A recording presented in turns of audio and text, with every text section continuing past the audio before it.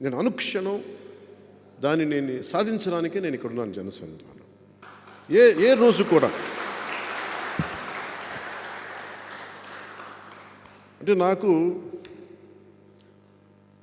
వామపక్షం నుంచి నాకు అసంఖ్యమైన అభిమానులు ఉన్నారు. నాకు లెఫ్ట్ థాట్ తోటి వామపక్ష భావజాలంతో ఉన్న వ్యక్తులు కానీ, అలాగే సనాతన భావజాలంతో ఉన్న వ్యక్తులు కూడా నన్నంటే ఇష్టపడతాను. వీళ్ళిద్దరినీ, ఈ రెండు భావజాలాలని ఒక ఏకతాటిపైకి తీసుకురాగలిగేది జనసేన. అందుకే ఒకసారి అర్థం కాకపోవచ్చు. దాశరథి కృష్ణమాచార్య, దాశరథి రంగాచార్య గారు ఇద్దరు వామపక్ష భావజాలం ఉన్న వ్యక్తులు, తెలంగాణ నుంచి. ఇద్దరు వైష్ణవ సాంప్రదాయాన్ని పాటించిన వాళ్ళు.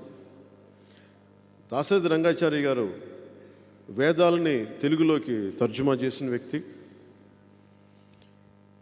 దాశరథి కృష్ణమాచార్య గారు కూడా అదే కోవకు చెందిన వ్యక్తి. కానీ వాళ్ళు పోరాటం చేసిందంతా వామపక్ష భావజాలంతో పోరాటం చేశారు. ఎర్ర జెండా పట్టుకున్నారు, అణగారిన ప్రజల కోసం అండగా నిలబడ్డారు, దెబ్బలు తిన్నారు, జైళ్ళకి వెళ్ళారు. గుంటూరు శేషేంద్ర శర్మ, నేను అనుక్షణం వల్లించే కవితలు, ఆయన కూడా వామపక్ష కవి ఆయన. అలాగే షోడశి రామాయణ రహస్యాలను రాసిన వ్యక్తి కూడా ఆయన.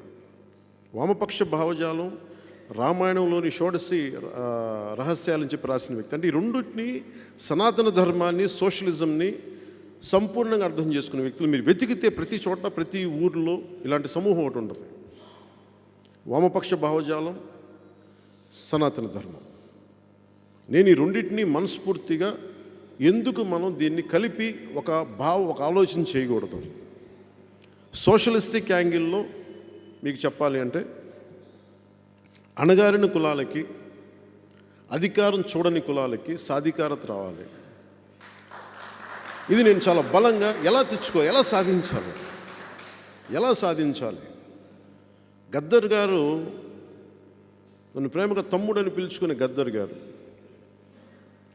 ఎంతోమంది ప్రజల్ని, యువకుల్ని ప్రభావితం చేసిన వ్యక్తి, దశాబ్దాల పాటు ఉద్యమాలు నడిపిన వ్యక్తి. ఆయన అన్న మాట ఏంటంటే, చనిపోబోయే ముందు ఒక 2-3 సందర్భాలు కలిసాం. ఆయన అన్న మాట ఏంటంటే, ఆయన ఎస్సీ కులాలకు చెందిన వ్యక్తి. గద్దర్ గారు మాల కులానికి చెందిన వ్యక్తి, దళిత నేపథ్యంలో మాల కులానికి చెందిన వ్యక్తి. ఆయన అన్న మాటలు, మన కులాన్ని సంరక్షించుకుంటూనే ఏ కులం అయితే పై కులాలు ఉన్నాయో వాళ్ళు మన వైపు చెయ్యి అందిస్తుంటే, ఒక చెయ్య మనకు సహాయం అందిస్తున్న అగ్రకులాలని మనం చెయ్యి పట్టుకోవాలి, వాళ్ళని కలుపుకెళ్ళాలి. మనకి పక్కన అణగారిపోయిన మన కులాలను కూడా ముందుకు తీసుకెళ్ళాలి. ఈ రెండింటిని కలిపితే తప్ప మనం సాధించలేం. ఆ పని నువ్వు చేస్తున్నావు, నాకు నువ్వు అర్థం కావడానికి కొంచెం సమయం పట్టింది. ఇది గద్దర్ గారు చెప్పిన మాటలు. నాకు ఒక బీసీ కులాలు, దళిత కులాలు, అధికారం రాని కులాలు, ఇవన్నీ ఎదగాలి అంటే, ఒక అధికారం చూస్తున్న కులాలని ద్వేషిస్తే ఎదగలేరు వీళ్ళు. అర్థం చేసుకొని వాళ్ళని తగ్గించకుండా, వాళ్ళని ఇబ్బంది పెట్టకుండా ఎలా ఎదగాలి అన్న ఆలోచన మనం లేకపోతే, కులాలకి, అధికారం చూడని కులాలకి నిజమైన సాధికారత, పొలిటికల్ ఎంపవర్మెంట్ కానీ, అధికారం కానీ ఎప్పటికీ రాదు. పోరాటాలు చేయడానికి మనందరం కలవచ్చేమో. బీసీ కులాలు అనగానే సభ పెడితే, బీసీ కులాల ఐక్యత అనే సభ పెడితే వస్తారు. కానీ ఎలక్షన్ల దగ్గరికి వచ్చేటప్పటికి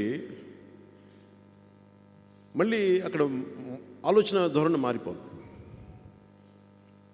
సో గొడవ పెట్టుకోవడానికి మనం కుల బలం వాడతాం. కానీ నిజమైన కాస్ట్ ఎంపవర్మెంట్ జరగాలి అంటే చాలా నిబద్ధత ఉండాలి దానికి. సో నేను కోరుకుంది జనసేన ద్వారా నిజమైన ట్రూ ఎంపవర్మెంట్, నిజమైన సాధికారత రెల్లి కులాలకు కానీ, మాదిగ కులాలకు కానీ, ఉపకులాలకు కానీ,